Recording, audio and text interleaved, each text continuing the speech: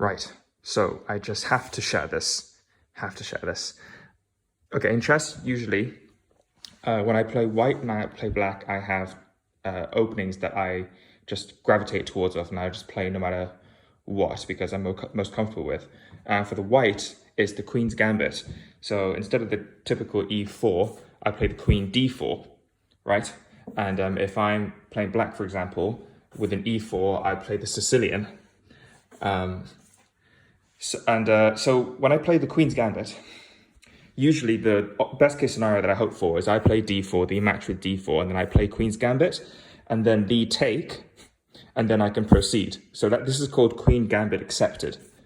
But the best defense, also I thought was the best defense against the queen gambit, is the queen's gambit declined, either declined like this or declined like this. But the other day, well, not the other day, like a couple hours ago, someone played a defense against the queen's gambit, which just completely blew my mind.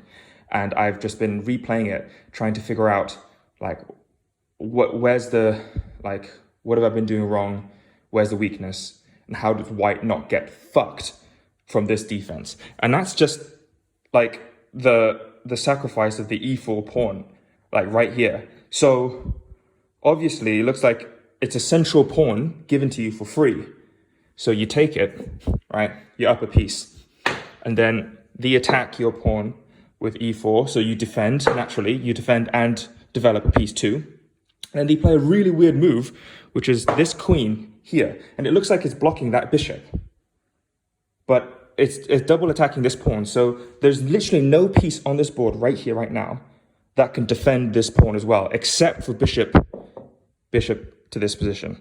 That's the only thing that can defend it. If you don't, then you've traded central pawn for central pawn. But that might seem even, but that's actually really bad too. But let's say you make the logical play and defend that, so they can't take this pawn. Then they check here, and then you're fucked, because they're checking you. So there's options here. You block like this, they take your bishop. You block like this, they take this pawn here. And then you've essentially lost a rook. But you do this. But even if you do this, you've traded a central pawn. So you have double pawns here, which is a bad position for this pawn. So their upper piece, they've developed a queen in a dangerous position. And then you play this out, it ends terribly for white. But let's say you don't make this bishop play, right? You don't make this play here, and you just give it to them. And you just accept that pawn is gone. So you want a castle, you make that play or whatever.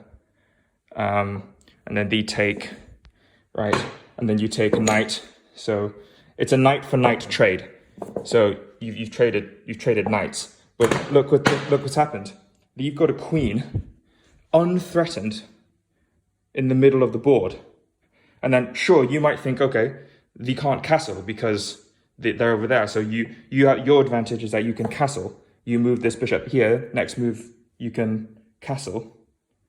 But essentially, that's a free queen, and then they just develop. And then I've played this over and over, and black always ends up in like the most advantageous position.